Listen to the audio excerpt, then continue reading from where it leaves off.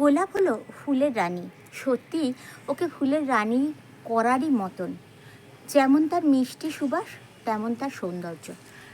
কিছু কিছু গোলাপ তো এমনই আছে যে ওদের পাশ থেকে যেতেই ইচ্ছা করে না। ডাল যখন এরকম একটা এসে ঠেকবে, তাহলে আপনারা অবশ্যই গোলাপ গাছকে ফাঙ্গাসাইড আর অ্যাপসন সল্ট দিয়ে ওদের পরিচর্যা করবেন। আর যে শুকনো ডালগুলো আছে সেই শুকনো ডালগুলোকে অবশ্যই কেটে ফেলবেন। শর্মিষ্ঠা রয় কমেন্ট করেছেন আমার বোগেনভিলিয়ার ভিডিওটি দেখে উনি নাকি অনেক কিছু জানতে পেরেছেন। আমার তরফ থেকে ওনাকে অনেক অনেক ধন্যবাদ। সঞ্জিত সরকার উনি কমেন্ট করেছেন যে হাড়ভাঙা গাছটা কোথায় পাওয়া যাবে। তো হাড়ভাঙা গাছ আপনি যে কোনো একটু গ্রামের দিকে গেলে পেয়ে যেতে পারেন। আর না হলে একটু বড় নার্সারিতে যদি অস্থি সংহার গাছ বলেন তাহলে ওরা এনে দিতে পারে। ওর একটা ছোট ডাল কেটে বসালে গাছটা হয়ে যায়। আপনাকেও আমার পক্ষ থেকে অনেক অনেক ধন্যবাদ। এলাকার গাছে সকলকে স্বাগত। আশা করি আপনারা ভালো আছেন আর সকলের শুভেচ্ছায় আমিও ভালো আছি। আমি মধুমিতা আজকে চলে এসেছি আমাদের দেখাতে আমার বাগানে আমি কী কাজ করছি। ঝরে যাওয়া গোলাপের পাপড়িগুলো আপনারা যদি পটে জল দিয়ে তার মধ্যে রেখে দেন, সুন্দর একটা মিষ্টি গন্ধ আপনাদের ঘরে আসবে আর আপনাদের ঘরে পজিটিভ এনার্জি ভীষণভাবে কিন্তু বজায় থাকবে। তাই আপনারা ঘরে ঝরে যাওয়া গোলাপের পাপড়িগুলো কালেক্ট করে সুন্দর করে সাজিয়ে রাখতে পারেন। আমার হাতের কাছে এইটা একটা টব, সেটাতেই আমি করে দেখালাম। গোলাপ গাছে ওষুধ স্প্রে করার নিয়ম জানেন? বাঁ হাতে এরমভাবে আপনারা পাতার তলাটাকে ধরবেন আর পাতার তলাতেই আপনারা স্প্রেটা করবেন, কারণ পোকা যা লাগার সেটা পাতার তলাতেই লাগে। গোলাপ গাছে লাল মাকড়ের আক্রমণ খুব বেশি হয়। গোলাপ গাছে যখন আপনারা ওষুধ প্রয়োগ করবেন তখন সেটা অবশ্যই সন্ধ্যের পরে করবেন। আমি একটা শর্ট ভিডিওতে আপনাদের দেখিয়েছিলাম আমি সন্ধেবেলায় কিভাবে গাছে ওষুধ প্রয়োগ করি। ওষুধটা স্প্রে করা আমি দেখাতে পারিনি, কারণ এক হাতে ফোন নিয়ে আরেক হাতে স্প্রে করা যায় না। আজকের আমি দিনের বেলায় আপনাদের দেখিয়ে দিচ্ছি যে গাছে আপনারা কিভাবে স্প্রে করবেন। আমি 1 লিটার জলে 5 ml কাকা দেব। কাকা জৈব কীটনাশক, এটা দিলে সাধারণত গাছের কোনো ক্ষতি হয় না। আর আমি অন্য কোনো রাসায়নিক কীটনাশক ব্যবহারও করি না। দেখুন এটা 5 ml, আমি 1 লিটার জলে এটা দিয়ে দিলাম।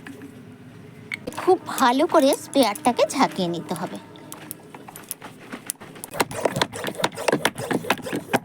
ফুলে বা কুঁড়িতে আপনারা স্প্রে করবেন না, তাহলে ফুল বা কুঁড়ি কালো হয়ে যেতে পারে। সময় মিনিয়েচার গোলাপ কিন্তু বেশি দিন বাঁচে না। আমার এই মিনিয়েচার গোলাপগুলো প্রায় 3 বছরের গোলাপ। 3 বছর ধরে সুন্দরভাবে ফুল দিয়ে যাচ্ছে। আর কিন্তু টবে লাগানো নয়, প্যারাপিটে লাগানো। টবে লাগানো হলে গাছকে রক্ষা করা কিন্তু সুবিধা, কিন্তু প্যারাপিটের গাছ বা জমির গাছকে রক্ষা করা একটু অসুবিধা। তবুও কিন্তু আমার গাছগুলো খুব সুন্দর আছে। আমি মিনিয়েচার গোলাপগুলোর কি যত্ন করি সেটাও আমার চ্যানেলে রয়েছে, আপনারা যদি মনে করে থাকেন দেখবেন, তাহলে ডেসক্রিপশানে দেখে নিতে পারেন। খুব সুখী গাছ, ও খুব আদর চায়। সব সময় প্রতিদিন এসে ওদের একটু চেক করে নেবেন। আর ওদের গাছের পাতাগুলো মাঝে মধ্যেই এরকম কুঁকড়ে যায়, সেটাও কিন্তু পোকারই কারণে। তাই সেই কুঁকড়ে যাওয়া পাতাগুলোকে আপনারা কেটে দেবেন। সব সময় যে আমরা পোকার ওষুধ দেব সেটা করব না। কুঁকড়ে যাওয়া একটা দুটো পাতা যদি থাকে সেটাকে কেটে দেবেন। আর যদি দেখেন যে আক্রান্ত হয়েছে গাছটা, তখন অবশ্যই সঙ্গে সঙ্গে পোকা মারার ওষুধটা আমাদের দিতে হবে। আমার গোলাপ গাছে আমি কিন্তু গ্রীষ্মকালে একরকম পরিচর্যা করি আর শীতকালে আরেক রকম পরিচর্যা করি। বর্ষায় তো ওদের পরিচর্যা বেশি থাকে না, নিজেরাই নিজেদের মতন করে বাড়তে থাকে। আর সেই সময় ওদের বাড়বৃদ্ধিতে বাধা দেওয়াটাও একদম উচিত না। ওরা যত পুষ্টি সংগ্রহ করবে সেটা বর্ষাকালেই করবে, তারপরে ওরা ওদের ফুলটা দিতে থাকবে সমস্ত শীতকাল জুড়ে। শীতকালে গোলাপ গাছকে কখনোই পরিপূর্ণ স্নান করাবেন না। পাতায় যদি জল থাকে তাহলে পাতা কিন্তু পোকার আক্রমণ হতেই পারে। আর পাতায় পোকার আক্রমণ হলে গাছ দুর্বল হয়ে পড়বে, সেক্ষেত্রে ফুল পাওয়া আমাদের পক্ষে একটু অসুবিধা হবে। এবার আসি টবের গাছকে আমরা কি করে যত্ন করব। এই গাছটাও আমি বর্ষাকালে করেছিলাম, আর এই গাছটাও কিন্তু খুব সুন্দর হয়েছে। বর্ষাকালে আপনারা যদি গোলাপ গাছ ডাল থেকে করতে চান, অনায়াসেই করতে পারবেন। যদি আপনারা সঠিকভাবে পরিচর্যা করতে পারেন, তাহলে নভেম্বর মাস বা অক্টোবর মাসের শেষে আপনারা যে হার্ড প্রুনিং করবেন সেখান থেকেও চারা করে নিতে পারেন।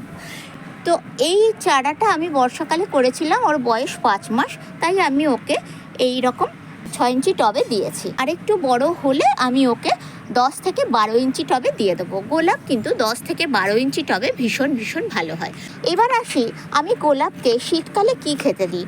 দেখুন, শীতকাল হোক আর গ্রীষ্মকাল হোক, আমি ছোট থেকে যেভাবে গোলাপ করে এসেছি আমি এখনও সেভাবেই গোলাপ করি।